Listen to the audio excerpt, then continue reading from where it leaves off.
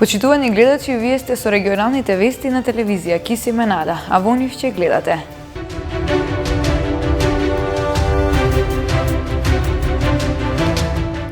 Граѓаните се уште чекаат на најавеното намалување на цените во маркетите.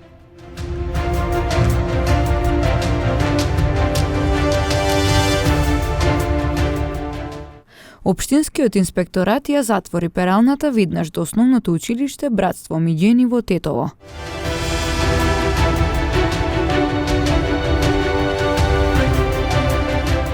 Втора светска војна, како, што и зошто паметиме, одржана трибина во Тетово во организација на Музејот на жртви од геноцид и Спона.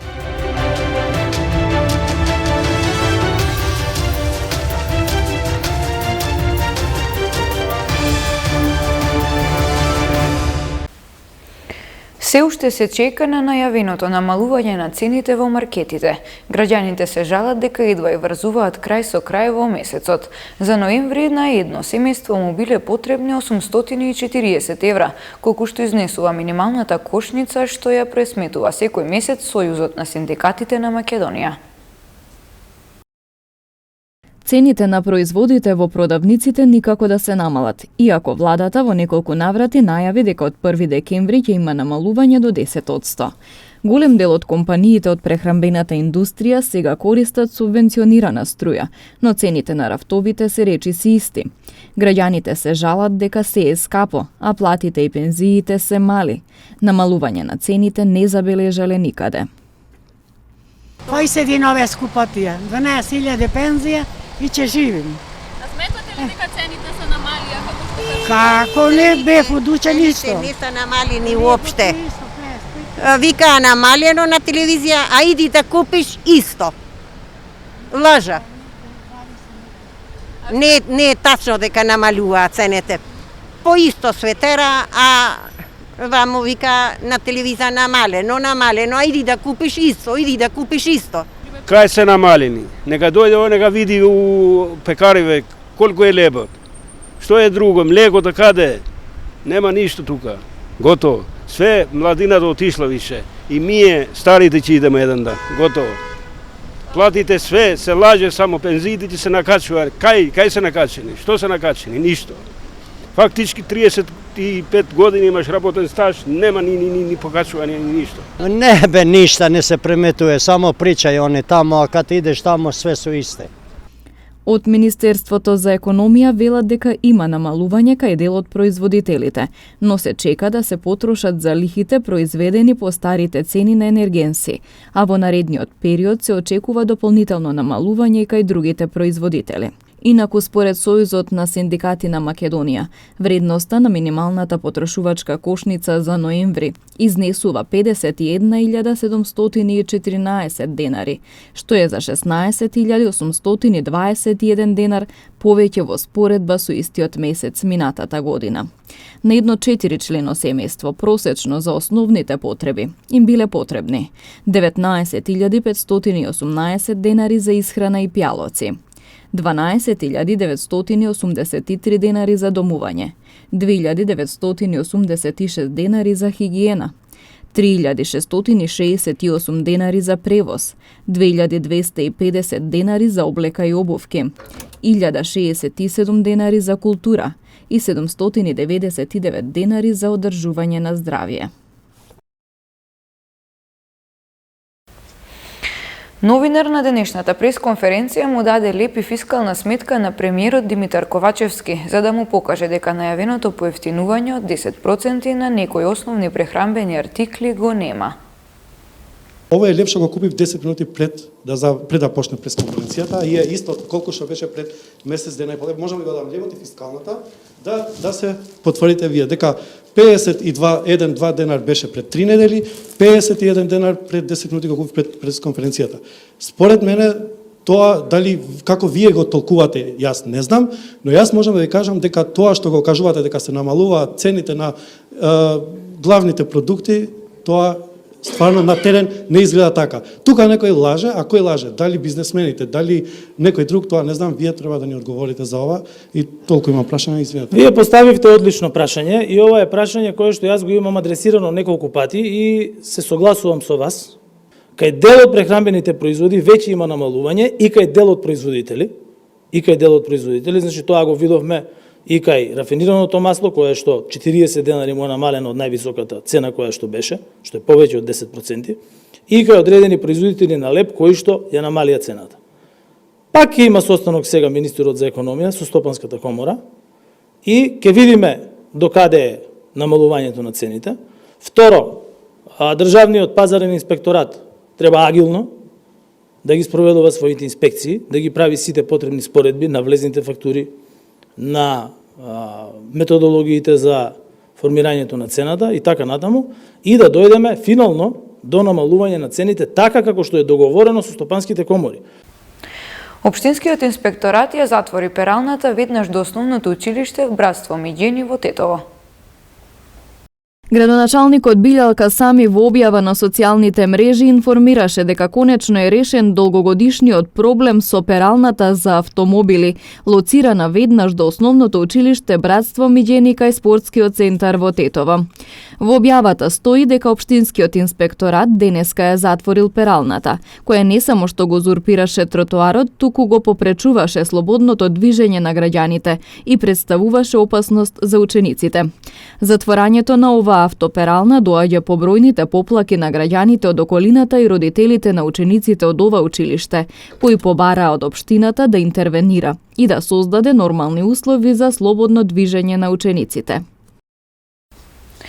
По 3 недели поминати во болница, пациентот на кој му беше направена првата трансплантација на црн дроб од починат донор денес заминува од клиниката за дигестивна хирургија во добра состојба, со здрав орган и со шанса за нов живот. Ова е 6-та трансплантација од починат донор од почетокот на годината и прва на црн дроб во историјата на македонското здравство. Денес го пуштаме дома првиот пациент кај кој е извршена трансплантација на црниот дроб во Република Северна Македонија. Зборуваме за успешна трансплантација, зборуваме за пациент кој со новиот орган станува здрав член на ова општество. Значи, нешто што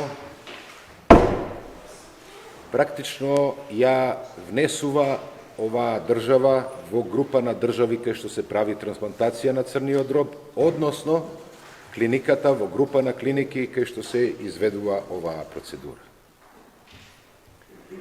Ова сигурно не би било можно да немавме донор, односно дарител. И затоа прво би сакал да се заблагодарам на семејството на дарителот, кој на ваков начин покажа хуманост, овозможувајќи на друг човек да продолжи со животот со дарување на органот од нивниот близок. Затоа сме им многу благодарни. Мора да останеме на овој курс за кадаверична трансплантација, бидејќи тоа е правиот пат по кој што треба да се движиме со оглед дека таа трансплантација дава и најдобри резултати кај пациентите и верувам дека со ваша помош навистина ќе успееме да подигнеме таа свест кај граѓаните за органодарителство, кое што е исклучително важно за овој процес да стане нешто што и во иднина ќе го работиме континуирано. Бидејќи без органи реално нема да имаме трансплантација. Предавање на тема Втората светска војна, како, што и зошто паметиме. Вчера вечер беше одржана во Тетово. На трибината се обратија представници од Музеот на жртви од геноцид во Белград. Домаќин на настанот беше Сдруженијето на срби и македонци Бранко Чајка од Тетово. Втората светска војна. Како, што и зошто не паметиме. Ова беше насловот на трибината која што вчера вечер се случи во Тетово. На трибината пред присутните се обратија професорот по историја и директорот на Музеот на жртви од геноцид во Белград, Дејан Ристич, како и уште двајца други представници од истиот музеј. На трибината се дискутираше за последиците наметнати од Втората светска војна, но и кои се поуките кои треба да се извлечат после секоја завршена војна. Акцент беше ставен и на војната во Украина, но и на оспорувањата наметнати врз македонскиот јазик и идентитет. Što se tiče konkretno večeras događanja u Tetovu, mi ćemo održati jednu tribinu, to jest razgovor o tome šta, kako i na koji način se sećamo Drugog svjetskog rata, to jest kako se ne sećamo u stvari i da pokušamo sa ljudima da vidimo koje su to zajedničke teme iz Drugog svjetskog rata koji povezuju naša dva naroda i da jednostavno vidimo kako možemo da ojačamo kulturu sećanja na Drugi svjetski rat i u Srbiji i u Republici Severnoj Makedoniji. Tako da ovo će više biti jedna forma razgovora o tome da vidimo šta znamo, kako znamo, na koji način se sećamo i da kroz taj razgovor i mi kao Muzej žrtava genocida poboljšamo naše aktivnosti jer mi smo jedna jedinstvena institucija na prostoru jugoistočne Evrope koja obuhvata čitav prostor bivše Jugoslavije i na drugi način da vidimo šta to ljudi znaju i da podelimo naša znanja i saznanja iz tema Drugog svjetskog rata sa njima. Трибината ја реализира Музеот на жртви од геноцид и Српскиот културно-информативен центар Спона од Скопје. А како домаќини на вчерашниот настан се одзоваа членовите на Сдруженијето на Срби и македонци Бранко Чајка од Тетово. Истата трибина денеска ќе се одржи и во Националната универзитетска библиотека Свети Климент Охридски во Скопје. Приведени четворица ловократци во Националниот парк Шарпланина. Случувањата во изминатото деноночие исполнија неколку страници на полицискиот билтен. Вчера во Националниот парк Шарпланина полициски службеници од полициската станица за граничен надзор Маздрача лишиле од слобода 59-годишникот Градец Гостиварско и 3 лица од Италија на возраст од 55, 36 и 18 години, поради постоење основано сомнение дека сториле кривично дело незаконит лов, казниво по член 228 од Кривичниот законник.